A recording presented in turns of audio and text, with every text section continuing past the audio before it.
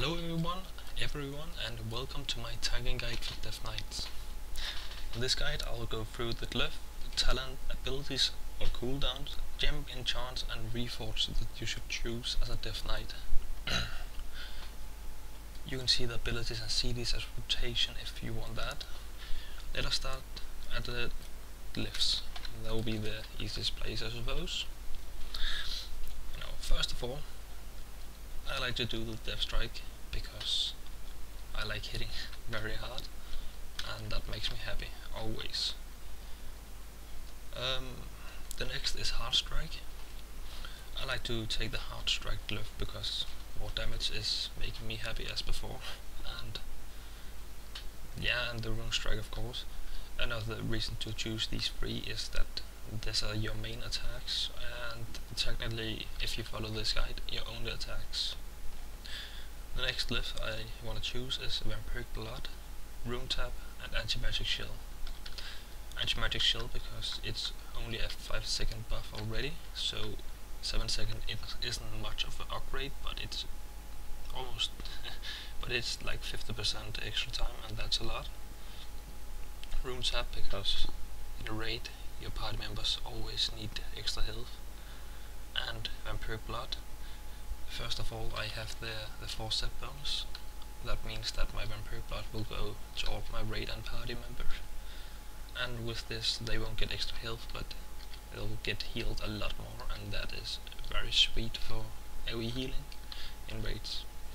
For minor glyphs, there's not anything you really should choose or take, but I would recommend you taking Horn of Winter because it's annoying to keep spamming Horn of Winter to make sure it's up. Glyphs you should not take unless you're only, I don't know, I wouldn't do that even if I was only AoE tanking. Glyph of Death and Decay. I know it lasts long then, but I've never seen why you should take that, since I have a lot of threat already. Maybe if you lack threat a lot, you could take that instead of Hard Strike. Glyph of Death Coil, you should never choose this one. I know you can heal yourself with Death Coil, but you would never want to use any runic power on Death Coil. You want to use it on Rune Strike con only. Let's move on to the talents. For the talents I'm pretty much cookie cake. This is what most Death Knights would do, I think.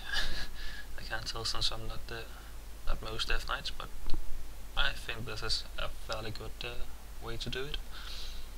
An important thing to remember is that this one, the Might, I'm just calling that, you should only take this if your group does not have a hunter.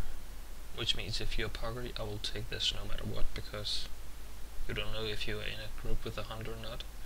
You could also make a second blood spec, specking out of this into Blood Caked Blade or Scent of Blood.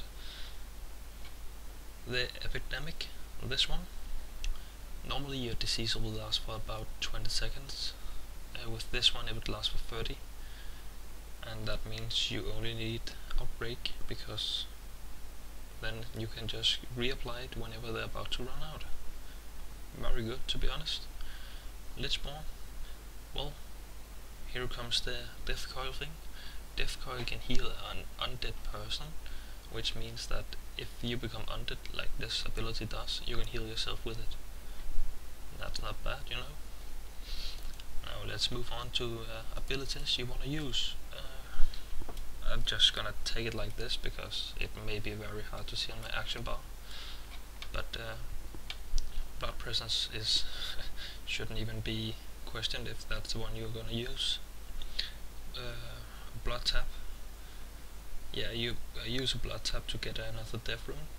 When you pop Blood Tap, you have a chance of resetting one of your blood runes. Bone Shield. Use it before you start an encounter, before any boss. And if you use it in combat, make sure that you ain't wasting a Death Strike on using it. Means spam Rune Strike till you get a random rune and then use it. Dancing Rune Weapon. Use it in the start of an encounter, and whenever it's off CD, it's more threat, it's more damage, and and I think it also heals you actually. I'm not sure, but it gives extra parry as well. Dark Command can be used if you're using it in the start or to taunt off your other tank, of course. Dark Simulacrum, it's not very used in raids, but for dungeons that could be very powerful, to be honest. Death Pact, well, it works, of course. Call your undead minion out, pop Vampiric Blood, and you have a 80k heal. Death Strike, your most important attack of all. This is the one you should aim for getting as much of as possible. It heals you, it does a lot of damage, and it also gives you a blood shield. Heart Strike, this is the ability I use for AoE. Death Strike, then Heart Strike, and then Death and Decay, sorry. Death and Decay and Heart Strike is the two most used for AoE by me, and that works very good. I can of course explain later how I do it. Yeah, I'll do that later. Let's see here. Rune Tap. It heals you for 10% of your maximum health, but if you have Vampiric Blood that left of it, it heals for way more than just that.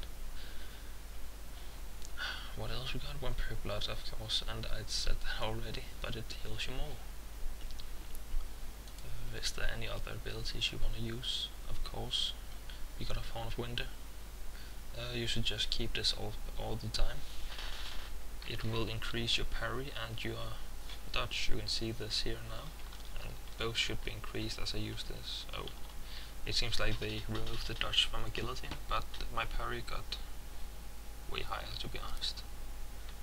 I think it's pretty insane so much I get. Icebound, for whenever you know, or whenever you start taking a heavy amount of damage, pop it, since it decreases all damage taken by 50%, and that is a very lot. Rune Strike, of course. It makes a very high amount of threat. It has a chance to give you one of your death runes only, I think, back, and that means you can get a new Death Strike very fast. What do we have in here that we want to use?